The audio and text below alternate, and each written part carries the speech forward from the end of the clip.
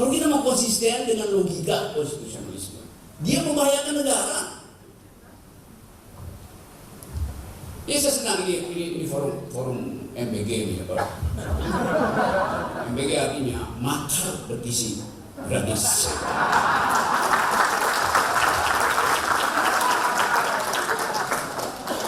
Ya bergizi makarnya karena dibicarakan, bukan diam-diam. Nah, enggak, saya udah ganti nama. Nah sekali lagi kita mau upayakan diskursus ini dibuka habis-habisan. Karena itu yang diam-diam sebetulnya potensi makar dilakukan oleh orang yang diam-diam. Tinggal disurvei kan.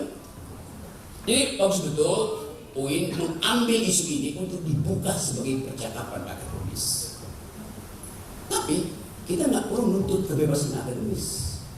Itu melekati kita. Bukan sekedar hak. Kalau hak masih perlu diperjuangkan.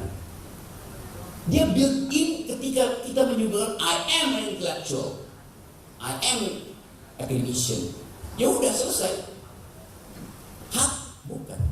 Adalah kewajiban negara untuk menghormati prinsip saya bahwa saya akademis.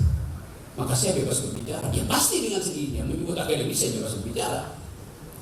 Dia tidak perlu menuntut negara melindungi kebebasan kita. Itu artinya kita tidak punya kebebasan. Kenapa kita harus minta perlindungan negara? Tugas negara menghormati kebebasan saya, itu aja. Sama saya menghormati kebebasan negara untuk berbuat curang. Sama. Dua-duanya telos dalam pikiran Aristoteles. Telos negara adalah berbuat curang. Telos akademisi adalah berbuat jujur. Biasa aja dalam hidup. Jadi nanti kita minta disurvei oleh Burhanuddin lewat indikator. Harusnya disurvei. Indikator artinya pertanyaan tentang indikasi berbuat kotor.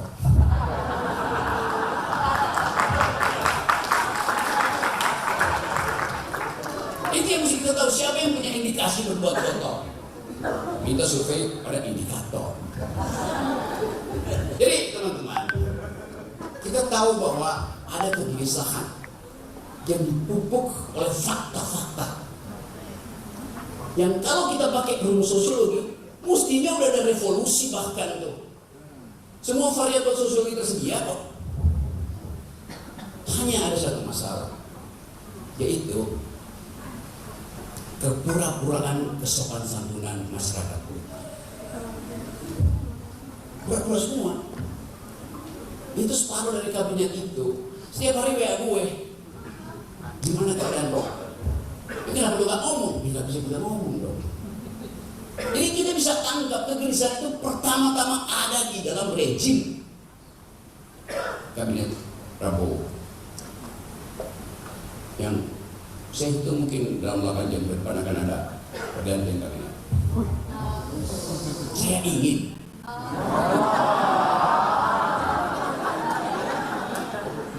ya ingin itu karena kita hitung, bukan secara statistik. Nah kalau itu kita tanya, kalau mau turunin presiden jangan diskusi politik, rapat politik dan begitu. Jadi sekali lagi kita anggap aja bahwa suasana ini membuat kita menyatu akhirnya untuk kembali pada ide republikanisme. Ide bahwa kepatriotan itu dihasilkan oleh persaudaraan. Dan ini kesempatan yang bagus kita bicara di dalam kampus. Bahwa orang menganggap bahwa ya segala hal bisa dilakukan, bahwa politik is the, apa istilahnya, politik is the art of the possible. Maka itu impossible. Oh iya. Tapi begitu kondisi sosial memberi legitimasi, maka politik berubah dari the impossible menjadi the art of attacking the impossible. Tersedia seluruh variabel. Ini teman-teman,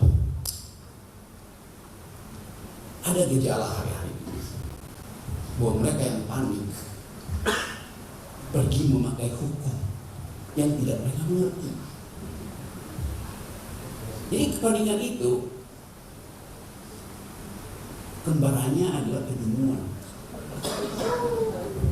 Kalau dia pintar, dia datang ke sini untuk debat di UI. Dan separuh dari opini publik kita dihasilkan oleh dengung-dengung. Sementara presiden dan kabinet tidak bisa membedakan mana public opinion, mana public relation. Istana itu mengolah public relation. Dia nggak bisa baca public opinion. Politik membutuhkan public opinion, bukan public relation. Public opinion artinya presiden dipercaya oleh publik karena itu ada opini dari publik. Public relation artinya istana panik negative impression pada presiden, dia bikin public relation. Itu humas doang. Nah ini hal yang saya ingin terangkan ini sebagai bagian dari partisipasi kita untuk menghidupkan kembali di argumentative society, masyarakat yang mampu bertentangan dengan akal. Itu fondasi utama. Selebihnya adalah pilih siapa yang mesti diturunkan, kiri atau kanan. Jawabannya wallahu a'lam bishawab. Download Tribun X sekarang, menghadirkan lokal menjadi Indonesia.